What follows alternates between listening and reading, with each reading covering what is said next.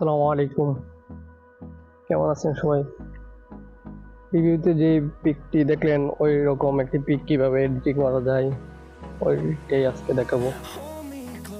ওই রকম একটি এডিটিং করতে অবশ্যই আমাদের পিকসার্ট অ্যাপটি লাগবে। যাদের কাছে পিকসার্ট অ্যাপটি নেই তারা প্লে স্টোর থেকে ডাউনলোড করে নেব। তো প্লে স্টোরে গিয়ে লিখবেন পিকসার্ট অ্যাপে গিয়ে। তো আমি লিখি পিকসার্ট অ্যাপ, লেখার পরে এই যে অ্যাপটি ডাউনলোড করে নেব।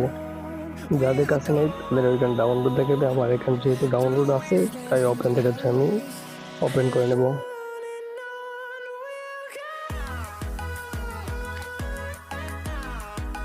ওপেন করার পর প্লাস আইকনে ক্লিক করব।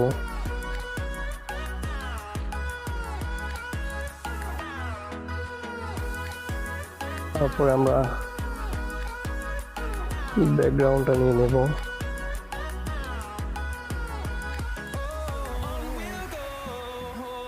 অবশ্যই এই ব্যাকগ্রাউন্ডের লিঙ্ক কমেন্ট বক্সে আমি দিয়ে রাখবো। তারপরে হাতে যেই পিকটি আমরা বসাতে চাই ওই পিকটি আমরা ইনপুট করে নেব। ইনপুট করতে অ্যাড ফটোতে ক্লিক করব। তারপরে যে পিকটি হাতে বসাতে চাই ওই পিকটি ইনপুট করব।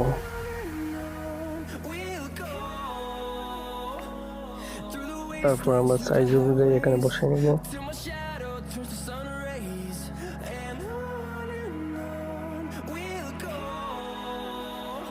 তারপরে এখান থেকে অপেন্সিটিটা কমিয়ে নেব।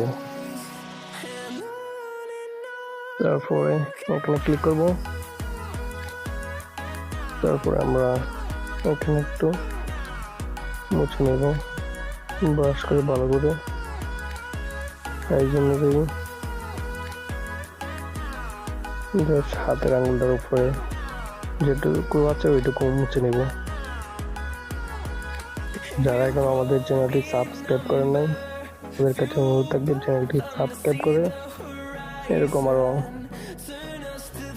নতুন নতুন ইন্টারেস্টিং এডিটিং ভিডিও পেতে চ্যানেলটি সাবস্ক্রাইব করে পাশে থাকবেন। তারপর এখান থেকে অপশনটি দিয়ে পুল করে দিবেন।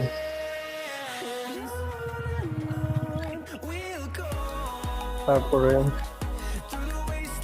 ওকে বাটনে ক্লিক করবেন।